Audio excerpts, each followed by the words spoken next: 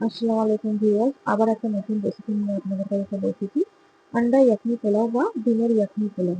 ইয়াখনি বানানোর জন্য এখানে এলাচ, দারুচিনি, আদা কুচি, রসুন কুচি, পেঁয়াজ, তেজপাতা আর তার সাথে রয়েছে লেবু, কাঁচা লঙ্কা, ধনেপাতা সমস্ত কিছু আমি এখানে ফুটিয়ে একটা 500 ml জল দিয়ে ফুটিয়ে একটা ইয়াখনি বানিয়ে নিয়েছি।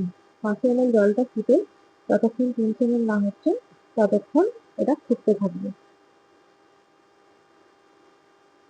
আমি ডেসক্রিপশনে আপনাদেরকে দেখিয়ে দেবো কি কি এর জন্য লাগবে ইয়াখনি বানানোর জন্য।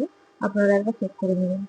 আমি একটা আলুকে লম্বা লম্বা করে কেটে লাল লাল করে ভেজে তুলে নিচ্ছি শুধুমাত্র নুন দিয়ে। আমি এই পোলাওটা পুরো সাদাই রাখবো, এর মধ্যে কোনো কালার অ্যাড করবো না। পুরো সাদা একটা পোলাও হবে। এটার জন্য আপনারা চিকেন কষা বা চিকেন চাপ বা চিকেন রেজালা যে কোনো কিছুর সঙ্গেই খেতে পারেন, বা মাছের কোনো আইটেমের সঙ্গে খেতে পারেন। খুব ভালো একটা মজাদার রেসিপি এটা।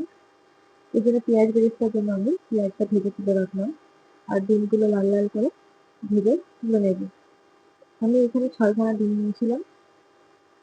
আপনারা আপনাদের পরিমাণ মতো ডিম সিদ্ধ করে লাল লাল করে এরকম করে ভেজে তুলে নেবেন। তারপরে এর মধ্যে কড়াইতে তেল গরম করলে জিরে, তেজপাতা আর কাঁচা লঙ্কা ফোড়ন দিয়ে আমি ভিজিয়ে রাখা চালটা তুলে দিচ্ছি। আমি এখানে 2.5 কাপ মতো চাল নিয়েছিলাম। যেহেতু আমরা 3 জন থাকি, তো 3 জনের জন্য 2.5 কাপ চালের আমাদের হয়ে যায়। এবার আমি এখানে যে জলটা ছিল সেটা আমি ঢেলে দিলাম। তাছাড়াও এখানে আমি এখনো 500 ml জল অ্যাড করে নেব। জলটা অ্যাড করে আমি ঢাকা দিয়ে রেখে দিলাম। 15 মিনিট পরে মিডিয়াম রেখে আমার পোলাওটা রান্না হচ্ছিল।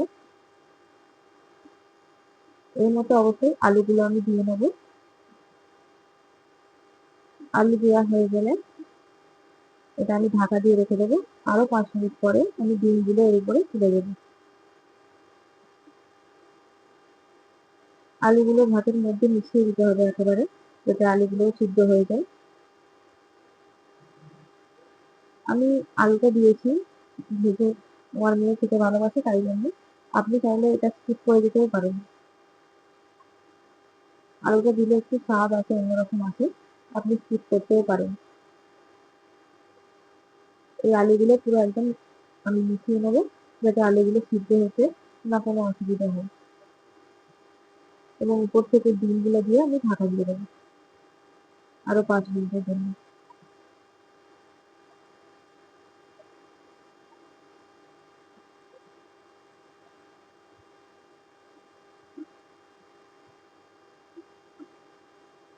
আপনি দেখতে পাচ্ছেন পোলাওটা আমার পুরো সাদাই হয়েছে, কোনো রকম কালার আমি অ্যাড করিনি এর জন্য। এতে এবার আমি ধনিয়া পাতা এবং পেঁয়াজ বেরেস্তা আর উপর থেকে সামান্য ঘি ছড়িয়ে দিয়ে ঢাকা দিয়ে দেবো। আরো 5 মিনিট পরে অল্প গোলাপ জল এবং আমি মিঠা আতর দিয়ে এটা বন্ধ করে দেবো। আমাদের পোলাওটা রেডি হয়ে গেছে এতক্ষণে। আপনাদের যদি আমার এই রেসিপিটা ভালো লেগে থাকে অবশ্যই বাড়িতে রান্না করে খাবেন এবং একটা লাইক দিয়ে দেবেন এবং চ্যানেলটাকে সাবস্ক্রাইব করে নেবেন, যাতে পরবর্তী ভিডিও পেতে কোনো অসুবিধা হয়। আসসালামু আলাইকুম।